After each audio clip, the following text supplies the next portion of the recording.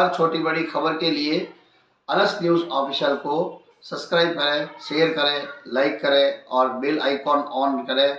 और आप सभी दर्शकों को नमस्कार। खबर तेलंगाना हैदराबाद 3 दिसंबर। आज हजारों साल हो गए जब मनुष्य एक अद्भुत नए समाज के निर्माण के लिए ईंधन बना। यह अक्षरश सत्य है कि इतिहास बताता है कि मानव मस्तिष्क की हर असंभव प्रक्रिया को सुलझाने के लिए उन्होंने परमाणु पर शोध करना शुरू किया। यह भी उतना भी ही सत्य है कि मनुष्य में परिवर्तन के क्रम में मनुष्य अपनी आवश्यकताओं के अनुसार परिवर्तन नहीं करता। समय के साथ दौड़ने वाले मनुष्य को ये एहसास होना चाहिए कि बेहतर मानवीय संबंधों को बढ़ावा देने के लिए कुछ मूल्य की ऐतिहासिक आवश्यकता आसन है। यह सर्वविदित तथ्य है कि कालांतर में मनुष्य भोजन एक साथ करने के लिए समूह में रहता था। एक आदमी जो एक आदमी के रूप में बड़ा हुआ है वह न केवल सामूहिक पारंपरिक व्यवस्थाओं की पृष्ठभूमि में बल्कि जाति परंपरा और तंत्र अनुसार मनुष्य की वास्तविक प्रतीत की पृष्ठभूमि में भी चर्चित होता है। प्रवक्ताओं ने हमें याद दिलाया कि धर्म को स्वयं के लिए जिम्मेदार ठहराना उनकी स्वतंत्र प्रतिक्रिया है। आधुनिक राजाशाही की पहचान के कारण था। हर रचना को रचने के बाद इंसानों का एक समूह बनने की आवश्यकता से लेकर अब समय बदल गया है और इंसान की दूसरे इंसान को नफरत करने की स्थिति केंद्रित हो गई है। सती के निचली जाति व मनुष्य बनाया है और उनसे शर्म लूटने की संस्कृति अपनाई। कुल निर्मूलन संगम तेलंगाना राज्य के अध्यक्ष वहीद ने कहा कि जो समाज मनुष्य को मनुष्य के रूप में नहीं देखता उसने प्रगति नहीं की है। कार्तिक महीने के अवसर पर तेलंगाना के समुदाय के लिए रिश्तेदारों, दोस्तों और परिवार के साथ वन भोजन में भाग लेने की प्रथा है।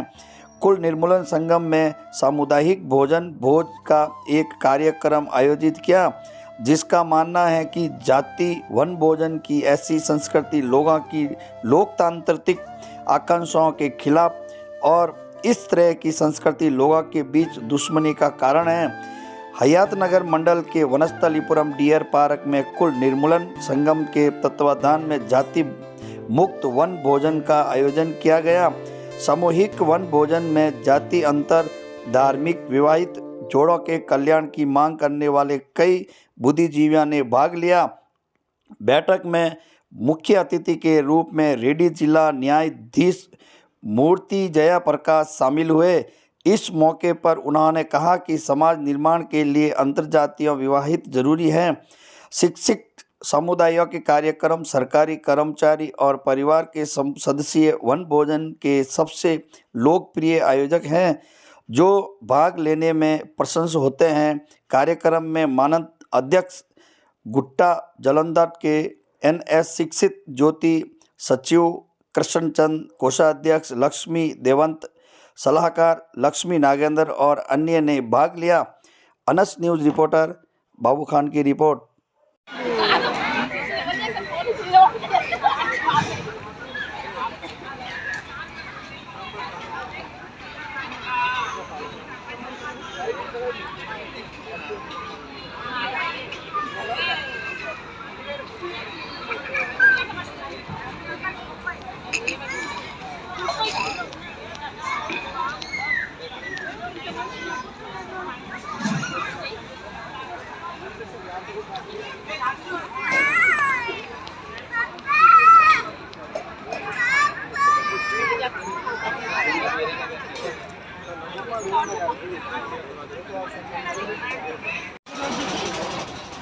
చాలా వెళ్ళిపోతుంది. ఒకప్పుడు కులాంతర మతాంతరం చేసుకోవాలంటే ఇంత ఇబ్బందిగా ఉండకపోయేది, కానీ ఇప్పుడు విపరీతమైన ఇబ్బంది. ఎప్పుడో కానీ ఒక కుల గృహంపై రాసి జరగకపోయేది, కానీ ఇప్పుడు 2-3 రోజులకు ఒకసారి మనం ఈ వార్త వినాల్సి వస్తుంది. అంటే ఈ విషయంలో మనం ఎంత దిగజారుతున్న సమాజంలో ఎలాంటి ఇబ్బందికర పరిస్థితులు వస్తున్నాయో కష్టమవుతుంది. మనం నాగరాజు అండ్ ఆశ్రమం విషయంలో కూడా మనం చూసాం. ఎప్పుడు స్పందించాలి, గవర్నమెంట్ స్పందించాలి. అంటే ఈ మతాన్ని తీసుకొస్తున్నారు. ఆ జరిగిన హత్యలో ఏ కుల మతం ఉన్నారో, ఏ మతం ఉన్నారో ఇదే పరిస్థితి చర్చ. కానీ ఒక వ్యక్తి స్వేచ్ఛని హరిస్తుంది. ఇది రాజ్యాంగం కల్పించిన హక్కు. యువతి యువకులకు వాళ్ళకు నచ్చిన వ్యక్తిని పెళ్లి చేసుకునే హక్కు ఉన్నది. ఇది తప్పు కాదనే విషయాన్ని గుర్తించలేకపోతారు. ఎందుకు అంటే ఓటు అండ్ రాజకీయం ఈ రెండు ముడిపడడం వల్ల కులాన్ని మొత్తము పాతుకుపోతున్న పరిస్థితులు ఉన్నాయి. ఇప్పుడు మనం ఈ కార్తీక వనభోజనాలు కూడా మనం చూస్తున్నాం.